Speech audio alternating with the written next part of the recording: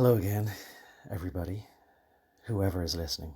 Again, I'm just a voice that's disembodied, which maybe is an advantage, because you can listen to the words and assess them without the visual bias of seeing my face.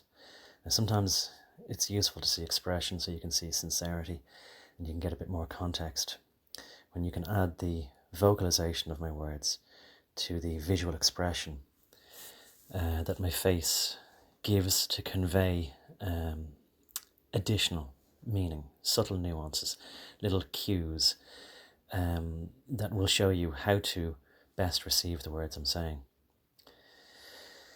But when God giveth with one hand, he take away with the other, and there may be some advantages to, for now at least, you knowing me as a voice from the ether.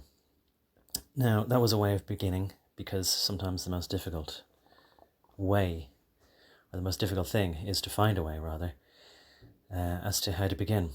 So I'll begin with something that I've been holding back from you for a long time now. Although I may have mentioned it in passing, and I hoped that some people might pick up on it here and there. And you never know, maybe some have, and they've looked into it, and they've gone on their own voyage of discovery. Because that is what it's all about. Everybody has to go on their own individual journey. And you think you're alone, but you're not, because we're all the same. And so really, what we're doing all simultaneously is doing it all together. And I'll try and tie that in, sort of together again. And the sort of pun that I'm making there by tying us all together is intended to, maybe you'll see why in a minute, or in a little while. So the thing that I've been holding back from you is the water journey. And I already used one or two words there that are related to water. One of them is voyage. Now there's a few themes in this life, and there's perhaps really only two primary themes, and those are those of dryness and heat, and water and wet. And so much of our words that we use in every language are to do with water. And if you may have heard of this before, and if you do a cursory search, you'll find some videos detailing all the kind of maritime law words that derive from water, such as to float a company, to float a ship, and to be awash with riches, or to have your hopes dashed on the shore, or to sail too close to the rocks and then you destroy your ship, and then to have little children who are empty vessels for information, and they're pitchers and you fill them full of whatever liquid you want. So it can be pure water, or it can be tainted in some way, contaminated. Anyway, I won't go on and on. There's plenty of examples, and that's something I'll leave for another time, to really do a deep dive into it. Do you see how you can hardly speak without talking in terms of water? And that's all entirely understandable and unavoidable when you begin to understand even why that is and where we come from. I'll mention the film The Bourne, not The Supremacy, but that whole Bourne series anyway. I think maybe in all of the films, The Bourne Ultimatum, The Bourne Supremacy, The Bourne Identity, of course, right? It deals with his identity. Who is he?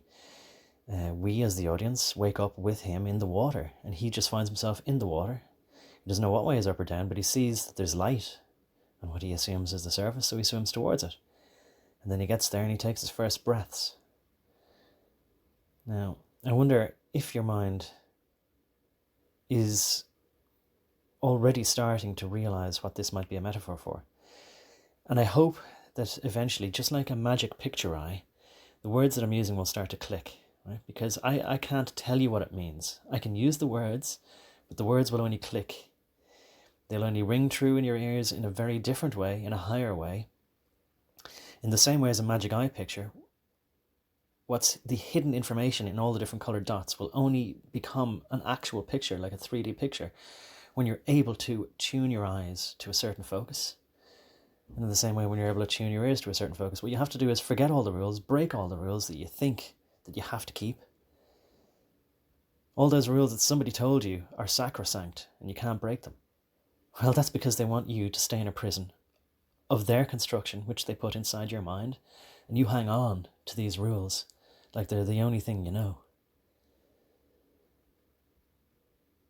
Yeah, but it's just like being in a prison. You're locked in a prison and people get institutionalized. And just like in that film, another film there where Red is talking to Andy Dufresne and he says, look, you might want to escape, but that's because you're only here for a short while and you're not used to it now. These harsh conditions have become familiar to me and therefore they're comfortable in the Shawshank Redemption. So what he's saying is that these are my chains. I've become accustomed to them and I want to keep them. And the reason he wants to keep them is because he's terrified of what life might be like if he has to step outside his comfort zone. And isn't it so tragic that his comfort zone is the very thing that causes him permanent anguish? And yet it's the only thing he knows, so he's terrified to let go of it. Now, we're all souls like that, who have been trapped inside our own minds. And we're desperately trying to hang on to anything that seems like it's floating, right? Anything that seems like it's floating to the top of our minds, we're trying to hang on to it. And we're afraid that if somebody else comes along, and they don't have something else to hang on to, and they're saying, look, I'm free, I can swim around amongst you,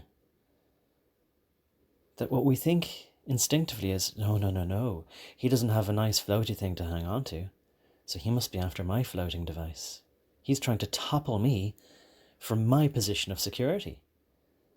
And any words that he says to me to say, no, it's okay, you can swim. You have the power to swim. Follow me. Well, what you think is, he's just trying to play a trick on you. And he's trying to get that thing you have. But what you don't realize is that's the very thing that's anchoring you in position and preventing you from moving. So the trick that was played on you was actually played on you a long, long time ago in your formative years, when your spirit was broken. And the dome that you're under is the skull of your own head. And the water that you're floating in is around your own cerebellum. And the fracture in your mind is between two hemispheres that you can't reconcile. And you're terrified to even begin doing anything about it. So you just remain permanently petrified, going nowhere and sinking fast like a stone in the water. And that's why you think you have to hang on to these chains, because at least that's attached to something. But what you have to do is get rid of fear and let go. And I mean that literally, if I would be writing it. So I mean it vocally. And I don't just mean it metaphorically, I mean it actually. You see how we can never actually know reality, the thing that we're swimming in, because we don't have the concepts. We don't understand anything outside of it, so we don't have any external concepts in order to fully understand it. You can't understand something if you're standing on it. It's under your own feet and you can't see it. You're in the way. You're in your own way. Did you ever hear people saying that? So in the born supremacy, or the identity rather, he's struggling to find his own identity. He's trying to find out who he is. Right? But in the end, one of the lessons of the films is it doesn't really matter who he was. That's not who he is. You are what you do. And he was a good person. He did good things. And even if the things that he did ended up killing some people or causing some harm to some people, even if those other people weren't bad, what really mattered is that his intentions were good. And that he had to go on a journey of self-discovery. And the journey of self-discovery, to try and find out who he was, in doing that, you end up finding out who you are now. Okay, so the next stage that happens, after you start waking up a little bit, and I'll get back to the water journey, maybe I'll come back to it in a minute. But the next stage that happens is you say, hey, you know, I've started learning how to kick my legs a little bit. And I find that I can move around. Okay, but it's a big, vast ocean out there. And I'm not entirely sure what direction I should be travelling in. I haven't fully got my bearings. And maybe I'm feeling, you know, like I don't mind swimming a bit, but I don't want to swim too far away from the school. from the school of thought around me. And I want to keep some of these people with me. Just for like Dutch courage, as they say. Now, what's Dutch courage? Well, you got all your other sailors with you in the boat, even though you might be, heading on a trip around some kind of very dangerous cap of the world. And you know that the weather's going to get very bad. And you don't want to be in that ship on your own. You want to have other people just as terrified as you, because misery loves company, So don't mistake your own intentions. Don't lie to yourself by saying, I want to have other people swimming with me in the same direction. Because at least if I go down, we all go down. And at least we can all sympathize with each other when it doesn't all work out as I hoped it would. Okay, so this comes back to giving selflessly. It's a very difficult thing to do, right? And by the way, I'm not perfect either, right? I have to take my own advice just as much as you're free to take the advice I'm giving you. But I'm giving it to you freely, and you take it or not. I'm not trying to convince you of everything, of anything. Just see if my words ring true. If they don't click now, maybe they will some other day. Come back to it, See if any of this is in any way not consistent. The truth proves itself by corroborating itself, by supporting itself, by not contradicting itself. Anytime you notice a contradiction, well, that's probably a lie, and it deserves great scrutiny. But don't be paranoid at the same time. So you got to balance being, so paranoid that you don't know what direction to move in, and also having, some kind of level of open-mindedness. But you don't want to be naive and just believe everything everyone tells you. So find a balance, a healthy skepticism in between. Right? So what I'm saying now is, don't just say, look, I want to wake up everyone around me, so I've got loads of buddies with me, and then I feel like I'm in a group, and then I feel safer. Right? It can't be because you want some recognition that you were the one who woke them up, and you were the one who knew first, and so you're the best guy, and maybe you should be the new leader. You see where it leads. And I have said that to myself, If there's 12 little disciples, subscribe to me. I say little, I shouldn't say that. I don't mean it in a diminutive way. I mean it in a fond way. But let's say that you're the 12 people who listen to me.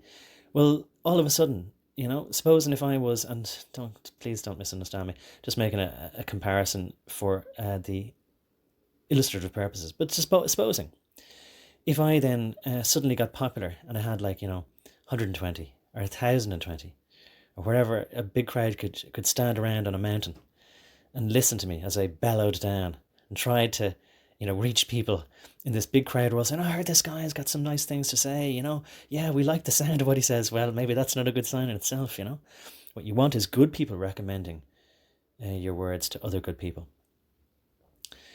But I wouldn't necessarily be able to deal with that. And if anything like that happens, what you got to say to yourself is, I am so glad that I prepared for any eventuality like this. Because the next trap then is, oh, aren't I a great guy? Yeah, I am so wise, haven't I? Yeah, I really have a handle on things. No, I don't. And I never will. And all I can do is keep saying, essentially, what would Jesus do? Well, he'd stay humble, right? And he'd remember that he's not in it for any of his own glory. And that's what taking the name of Jesus in vain is, or taking the name of the Lord our God in vain. It's trying to say, I know this, and I'm telling you this, and you have to believe this because I have a direct line to God. God told me so. Well, I'm telling you now, I never had any vision from God, and I never had any auditory message from God, right? I never heard his voice coming into my ears, and I never saw any vision, anything supernatural in front of me. All I'm doing is looking at everything that he created, but in a slightly different way. So that just like a image that jumps off the page, when you stare for ages and you can't see it and you give up in frustration, when you relax and you let go of trying to tighten the focus of your eyes, and you just let your eyes focus where they will, then the picture jumps out. So that's what I'm decoding. And this is already running long. So I'm going to have to leave the further explanation of how I'm at the stage now where I am decoding words and their letters, their individual letters, into symbols that draw pictures that mean things, just like Egyptian hieroglyphics, right? How they get us with our pride. One of the conceits that we have is that those Egyptians must have been standing around for ages with their reeds and their wet pieces of clay and scratching stuff, drawing beetles and wings and scarabs and, I said beetles already, and eagles' heads and all this sort of nonsense that doesn't mean anything, Well, actually, they were just very ornate pieces of writing. That's like calligraphy, right? Whereas nowadays, we've simplified and simplified and simplified our letters to the point where you can hardly see what they are anymore, right? But I'll tell you a few things, right? But it all depends on the context, okay? Just like when you're decoding Egyptian hieroglyphics, it matters the arrangement of the symbols around each other and the way that you look at them from, okay? So all of our letters, you're not just supposed to read them from left to right, and they're not just supposed to be aligned in the vertical position that we think they are. You're supposed to move them around. But I'll tell you a couple of things, right? Just to whet your appetite. Okay, so A is an A-frame ladder, but it's also the alpha male, and it points to the top of the tree, right? I'm the king of the hill, top of the tree. That's what A is. S is a journey, right? It is a snake, but it's a journey. Right? It's a slippery slope, maybe. But it's half of infinity also. Get two S's, and you've got an infinite loop, and it represents infinity. All right. So DB, and I'm talking small case now, lowercase. So DB and P, and what else? What else could I confuse? How am I not thinking of a fourth letter? But there are 4 letters, aren't there?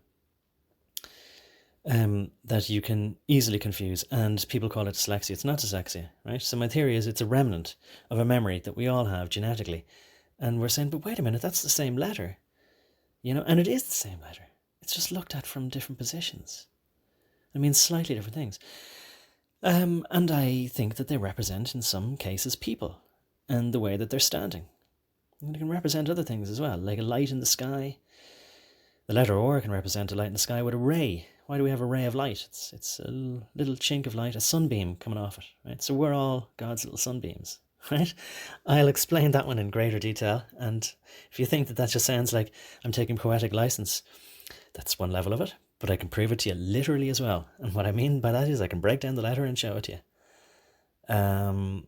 So the vowels, I think, definitely represent people. The I is me standing up.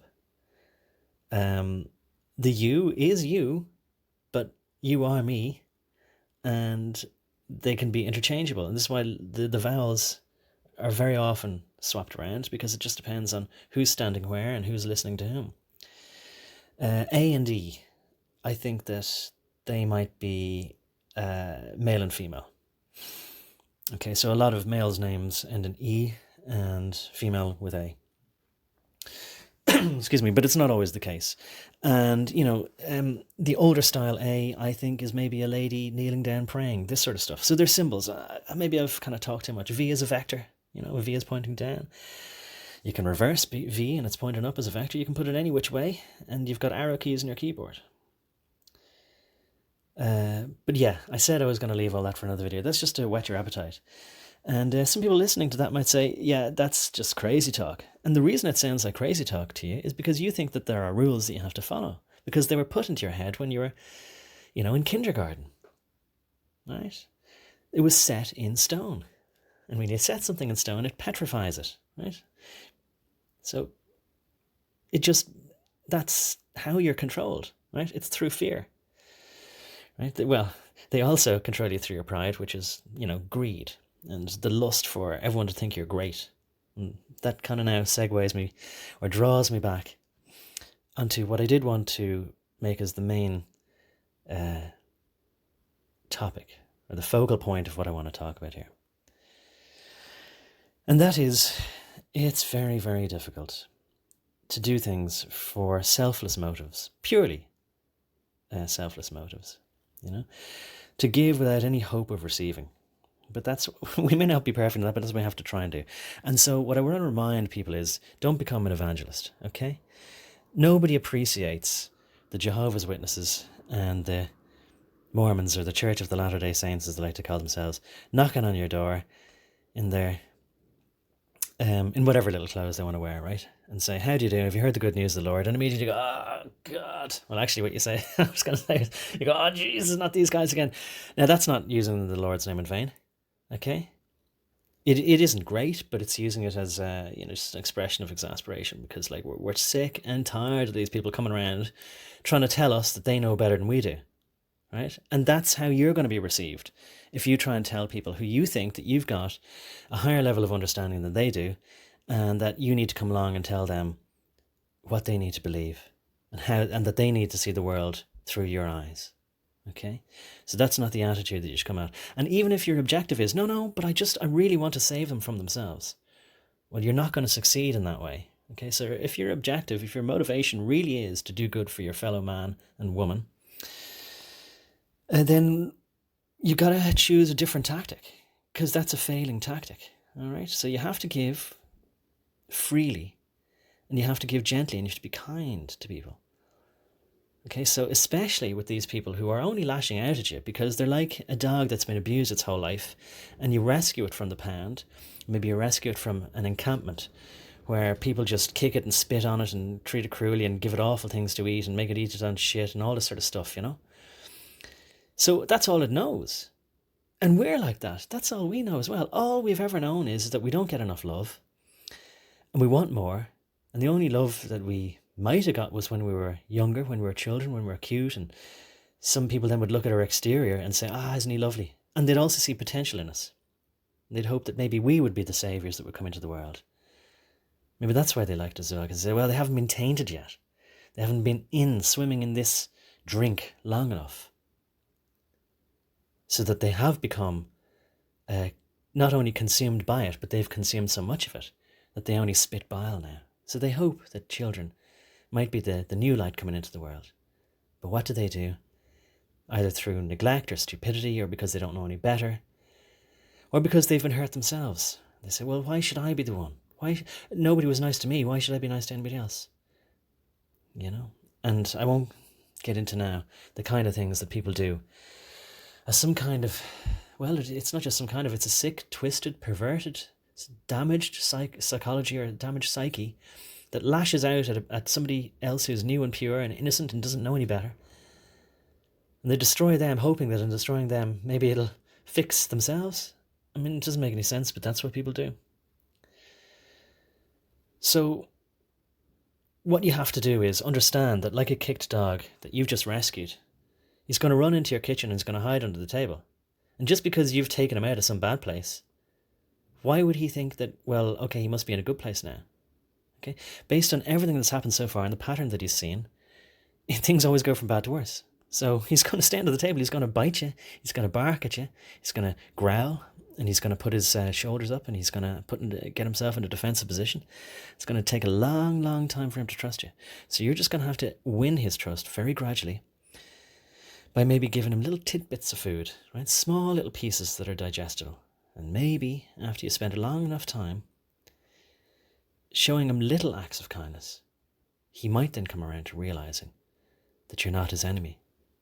And then maybe you better be sure that you're doing it purely because you want to help him. And you don't even care whether that dog ever loves you. You just want to make sure that that dog has some portion of affection shown to him in what this place is here. So in the born identity there, I didn't maybe give the whole thing away. And I will do the whole thing about water journey because it's very, very complicated. But I will now leave that till another time. And in case any of you haven't twigged, or some of you think it might be something, it's not just one thing. It's a whole journey from beginning to end, and then back all over again, and on many different levels. But I'll say that it starts from the letter Y. Now, if you're thinking of words like yellow or something like that, not really, no. No, it's not Y that is the first letter of something that spells something. Y is a shape, okay? And I'll give you a clue, right? And I don't mean to be enigmatic. It's just that this is probably way over 20 minutes now. I don't know. I can't see what the time is on this recording as I talk. But the letter Y, I'll give you a little esoteric clue, right? Every song that you've ever heard of has a clue about something.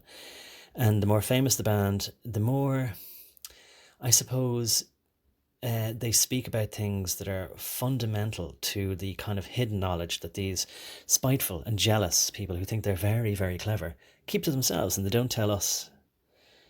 You know, we're the people with the fractured brain, the people who can't marry up the literal and the metaphorical, the virtual and the actual. And there is no difference between all those things. That's why it's important to see with stereo vision. And by the way, stereo means solid, not, hearing through two ears. So that's where we get the word stereoma in Greek, which means like a solid body. Right? So we're only seeing things in one dimension. Okay, so you got to move up to 2 dimensions, and then maybe after that we'll see things in 3 dimensions. Quadraphonic, 5.1 surround, 7.1 surround. And then we'll be able to echolocate exactly where we are and where we're going. But anyway, the letter Y. Look for that shape and think of this lyric. As the Spice Girl said, when two become one. All right. Now that's too much of a clue. I think maybe I get it now. But even if you think you got it, there's a lot more to it. There's a lot more than I know as well. Not just trying to be clever here and I know something you don't. No, it's not about that. Just don't want to overload you with stuff and give you too much at once.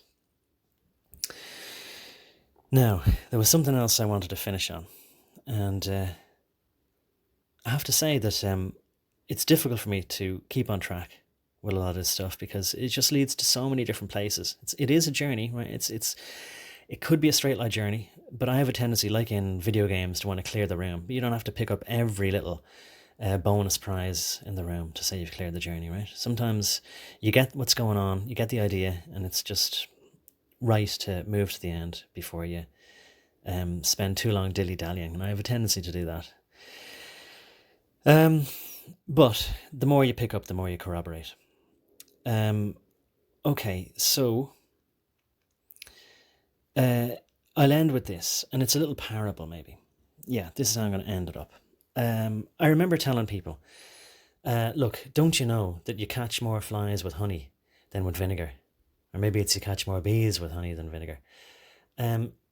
So the devil will always come to you in a very nice appearance.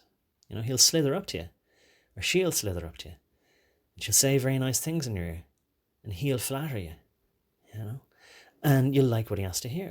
You'll like what he has to say, and you'll want to hear more, you know. So what you got to do is, just like Jesus was always trying to teach us, don't look for riches in a castle. Don't think that all that glitters is gold. What you have to do is think of real things, like a carpenter or a plumber, right? A plumber, you know, deals with putting his hand down filthy pipes and scraping out the worst emanations of society. And that was brought home to me in a very real way when a friend of mine who's a plumber got an emergency call for a nightclub and went into a very fashionable nightclub with a very tiny toilet. And I decided I'd be the plumber's apprentice and I wanted to accompany him. And so we went in the middle of the night. Maybe it was about 2 a.m. Say not the middle of the night, but, you know, late enough. And there was all very, very good-looking women in there and very wealthy men. And all the kind of people who you'd love to spend time with, because they're all, you know, what the French call baissé bégé, you know. It means sort of like, you know, well-dressed and, you know, high society good people. Bon gens, bon chic, I think is what it stands for. And, you know, I actually felt, even though I try and say don't judge people by appearances, I felt that, yeah, I don't really belong here because I'm not good enough for these people. It's just such a bad way of thinking, you know. Never put yourself down like that. If you have something that's good inside you, you're so much... No, I won't get into competition to say better than these people, but look, forget about the superficial exterior. And what we saw on that toilet, like, you know, and he had to put his hand in, and he only earned, like, I would say a relatively small amount for having to essentially deal with these people's waste. The very people that we saw outside, you know, schmoozing and networking and, you know, being jealous of each other and fancying each other and wondering if they're good enough for each other, like I did. Then you see what comes out of them. You know, it's like when you see that, it's a very real lesson in life. And I don't want to get too graphic, and I'll just hope that you understand what I'm saying. And when you see things juxtaposed and contrasted like that, you understand. Now, I won't finish just yet. I'll take another deviation to try and put a bow on something that I mentioned earlier, and this is about evangelism. You've been trained, right? Now, this is an assertion I'm making, but so maybe you won't like it, but take it on board. Don't get consumed by it, but test the veracity of it. Find out for yourself. I'm telling you that what I've convinced myself of, I haven't had to convince myself. I've found so much corroborating evidence, there's no doubt to me. Every version of every religion, I've seen enough now to know that they're all looking at exactly the same truth, but from a different angle, right? And what those angles are different facets of the diamond in the sky. Okay? Now, I'm using that metaphor deliberately because a diamond will refract light in different ways, and obviously then everyone will be shown a slightly different colour of light. But I'm just going to give you a quick clue, right? The water journey. Okay, what goes around when you put water through it? Well, a water wheel. Okay, so that's Jainism, that's Buddhism, that's this sort of Zen, the Dharma. The chakra is the wheel. The chakra is the lawn and the Dharma is the wheel. I think I got the wrong way. It's a Dharma chakra. And when you hear people, these new age people saying like, your chakras are all out of alignment. Yeah, that is total bullshit. Those are snake oil salesmen. Just like you get so many, Episcopalian preachers going around the place saying like, I'm just getting more people for my flock, and then I eventually hope to have my own private plane, just like that other guy, right? So that's taking the Lord's name in vain. There's so many of them, right? And that's Christianity. But it doesn't make Christianity wrong, does it? I don't think so. In fact, I know so. I know it doesn't. Okay, so I'm going to tell you, compare the water wheel to the cross, right? And there's many, many, many levels on this. Right, but here's just one, right? The water wheel and the cross don't contradict each other, they complement each other. And you can see that in the Celtic cross, okay? The Celtic cross has the circle that goes around the cross, right? So it separates the cross into 4 quadrants: spring, summer, autumn, winter. Or spring, summer, fall, and winter. The cross is also a key, okay? If you move that circle slightly upwards in the cross, then what you have is the Egyptian Ankh, okay?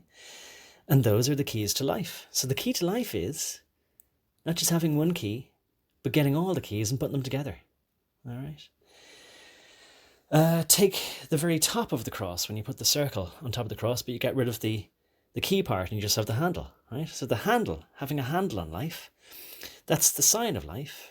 That's the ensign, right? That's somebody going on a ship. He's ensigned onto the ship. Right? And what are those rope rings? Well, they're Shen rings, again from Egyptian mythology. Now, a lot of people think that if you take things back to Roman style of looking at things, that's hedonistic, They were just consumed their own power and their own nation state and their own empire. Okay, fine, go back to Greece. Oh, no, those people, they might have been nice, but, they didn't have the right religion. They were worshipping gods who were coming down from Mount Olympus, right? And so those gods who came down from Mount Olympus and, had sex with some men and women on earth. No, that's got nothing to do with the Nephilim, So, but, you can't just make assertions like that because, the Bible says so, right? The Bible is not wrong. Not only is it not wrong, and you think that you're reading it in one way, you're reading the words from left to right, and you're treating all the symbols as though they can't move around. What you don't know is that there's meaning in every letter. And so the power of the word is that you can take any word, but start with the word logos, and look at every symbol and turn it every which way around, and then you'll see exactly how much power it is. What you don't realize is exactly how much power it is in it.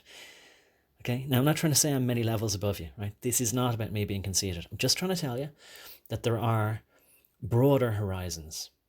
And I'm using that word horizon very markedly as well. So I'm saying it's not up to you to say what the Bible says, because that's your way of interpreting it, right? You and I and nobody has a full handle on exactly what the truth is. Right? So when you say the Bible says this, no. The Bible doesn't say anything. You are saying that I have to believe what your interpretation of some word is. I'll read it myself and I'll interpret it the way that I can do it myself. And the more you read it, the more your interpretation gets better. Right? So you can't just suddenly say like, oh yeah, well, like the way I see it is the way everyone else should see it. No, that's true for you at the time, as to who you are at that very moment in time. So I'm not giving out to anybody. I'm not trying to say I know better and you have to believe what I'm saying. I'm not telling you what to believe at all. I'm just saying you must allow people to see things in the framework, in the paradigm through which it seems apparent to them. You know, so just like a magic eye picture, if somebody says, oh yeah, I see it's an elephant, and somebody else says, really? I thought I saw a butterfly coming out of it. Now, I'm not talking about those Roche pictures or whatever, however you pronounce that from psychology. But again, that's another manner of speaking of that, but I think they're kind of a demonic version of it. Well, no information is demonic, but I think what they're trying to do is take something that looks, or that is in a way innocuous and not trying to do any harm, and they're trying to do harm with that. You have been hypnotized. Everybody's hypnotized. Everybody's asleep, but you don't realize in what way. You think you've woken up, you haven't. And I haven't either. There's still a lot of crusty sleep in my eyes, but I'm starting to see shapes a little bit, okay? I've turned to the light. I'm not just looking at flickers on the wall anymore. And I'll get into the parable of Plato's cave again, but boy, I know I've gone over and far too long on this, over whatever should be a reasonable amount to listen to in one bite-sized chunk. But I will finish on this, and here's my coda, right? You will get a better reception from people if you go slowly and you go with kindness and you make it seem like that it was their own discovery, because you have to let it be their own discovery. Now, I'm not suggesting that you have to manipulate anybody, right, by being kind and being patient with them, right? It's kind of ludicrous, isn't it? Here's how you get somebody to do your bidding. Yeah, just be really kind and patient with them. Okay? But unfortunately, that's what evil does. But see, that's why motivations and intention matters. From the time you were born and the time your parents were born, your parents were born and their parents before them, and so on, all the way back. But there were times when people woke up and their uprising was viciously suppressed. So you've been sedated for a long time with a poison that's been in your veins, and it was put in through your mind, through impressionable young minds, and they did it by shocking and fearing you. By the way, if you want to read a little bit more about this, do have a read of a piece on my blog. It's called extrapolations.blog, and you find it there. And what did I call it? I think I called it a polar shift, but I may move the psychological programming aspect into a larger article and expand on it, because I think it's going to get a bit bigger. But I wrote a bit about what Big Bird out of Sesame Street is. Open sesame. They're opening your minds. And as any French person will tell you, ce is like a way of reflexing a verb, right? So if I say like, I was going to say ce soir, that means this evening, but so se croire means to believe, but it sort of means like to believe in oneself. So it takes a verb and it reflects it back at you. And by the way, it's no coincidence that it's C-R-O-I-S and C-R-O-I-X, but it's pronounced the same, and croix is a cross, and it's also a belief. Another little pun. All puns are meaning something, and they're trying to tell you something. Gosh, I went and sidetracked myself again. But anyway, that's where you can read about it. Have a look for Big Bird in a polar shift on my blog called extrapolations.blog. Bit of self-promotion, but look, it's not because I'm trying to earn anything out of it. It's just because I want you to read it and don't believe it if you don't like it, or if you don't want to. No, not if you don't like it. But if you have reasons not to believe it, you have a rationale to believe it, put a comment there if you think I'm wrong. And I should say thank you, brother or sister, if you've shown me where I'm wrong, because then I can course correct in the little ship that I'm steering. All right, so yeah, maybe this is just going to have to be the longest one I've ever done. And I think as well I'm doing it now because I may not have another opportunity, because I might need to go on my own, another little water journey. And maybe where I'm going, there's not going to be so much opportunity to record, let alone connect to the ether. Here's my parable. It's not mine, by the way. I think it's an Aesop's fable. Maybe I'll find the book someday, do a fuller and proper telling of it, and give you some pictures to go along with it. So one day, the sun and the moon, both full of their own sense of power, but maybe not the sun so much, because like, you know how it's only the small little dogs, the terriers, that bark so much about, how tough they are. A lot of times I'm glad that I wasn't born a big, strong, hulking ape of a guy, because maybe I'd do all my thinking with my fists then, and maybe I wouldn't have been forced to do thinking with my brain. So I'm glad, in a sense, that I had to learn that strength comes from your mind through a bit of hard work. Now, the wind, therefore, didn't really believe in his heart of hearts that he was as strong as the sun, but he was at pains to prove to the sun that he was worthy of the sun's respect. So he said to the sun, you think you're so great. He says, look at you, all powerful there, shining, You just think you're brilliant, don't you? And maybe the sun thought to himself, well, duh, I am by definition. I'm shining brightly and brilliantly. Anyways, the wind, like so many jealous and spiteful people, decided if I can't better myself, I want to knock him down a peg or two. So he says, look, Sonny, me lad there, how about we have a little friendly competition, say? I'm always trying to put on some kind of colour on this, but maybe I'm thinking of, one of those Jimmy Cagney type of movies or something like that, See, what do you say there, son? Okay, I can't do accents, so I won't try. And the son, maybe to humour him, he says, yeah, sure, all right. Well, what do you want to do then to prove that you're as good as me or better than me? And he says, let's pick one of those mortals down there, I have better influence over all of them than you do, because I can have gales, I can blow hurricanes, I can make the sea choppy, I can blow all the leaves off the trees, I can do pretty much anything. I can affect everything and anyone down there, And the son is saying, yeah.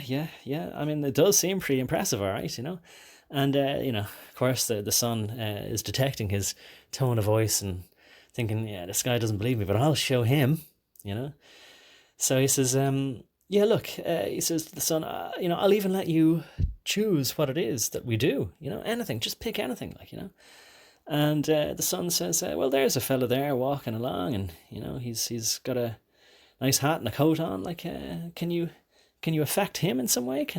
And the wind says, yeah, sure, no problem. I can blow his hat off, and I can blow the coat off him, and he won't know what hit him, So the son goes, yeah, well, all right, Now, hopefully the son was thinking that's not really fair, just picking a poor innocent man who never did anything to you.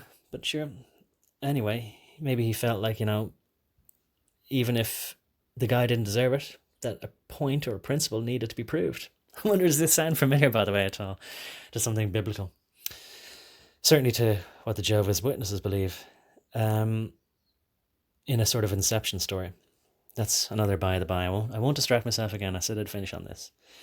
So the wind anyway blows down. He blows on the guy, and the guy just puts his hands on his hat, and he pulls his hat down over his head even tighter, and he draws his coat around him, and he buttons it all up, And the son goes, all right, I'm not so sure you were successful there, Mr. Wind. Looks like the actual hat and coat just got a little bit tighter rather than blowing off him. And the wind says, no, but that was just the first go. And anyway, I wasn't really trying, So he blows again. And, this time the guy, he ties a double knot in the belt that goes around his coat. And he makes sure then the little strap that goes under his hat is tied tight, and then he just leans forward and he's walking into the wind. And so actually the more the wind blows, the more the hat is being kept on the guy rather than being blown off, And so eventually the wind just kind of gives up, and he's exhausted.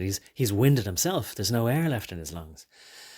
And he's embarrassed, obviously, and he says to the son, yeah, well, look, that's just because that guy is somehow the exception, he knew I was about to do that somehow, or you warned him, you told him. And the son says, no, well, look, I didn't do anything, And the wind says, yeah, well, I am better than you, it's just somehow that went wrong and I can't really explain it. See, that was his ego, He couldn't just say, well, look, I've got different strengths elsewhere and I've got to function for something else, and, I don't have to compare myself to you to have self-worth. And that's another lesson. But I won't spill them out anyway. I won't spill out the lessons of all the morals. But I did used to explain this to managers, when they were trying to, terrify and beat the bejesus out of their employees. I'd say, listen, you might get better results out of them if you just show a bit of kindness. It just totally didn't compute with them. But I realise now they were using a different playbook. Anyway, the son just says, well, never mind, and the wind goes, no, hang on a minute, it's your turn. Let's see if you can do any better. And the son goes, yeah, well, all right. I mean, I'll just come out from behind this cloud here and I'll shine down on the fella. And that's all he needed to do. He shined down on the guy, and of course, what happens when the sun comes out from behind a cloud? Well, you're going to get warmer. And so, bathed in the pleasant sunlight and the warming, charged particles of the sun, the man wanted, of course, to take off his coat. He was sweltering, so he takes off his coat. He takes off his hat. He even took off his shirt. And he wiped his brow. And so maybe the wind says to the sun, that's not fair. How did you get him to do that? And the sun just says, well, I didn't force him to do it. I allowed him to do it of his own free will.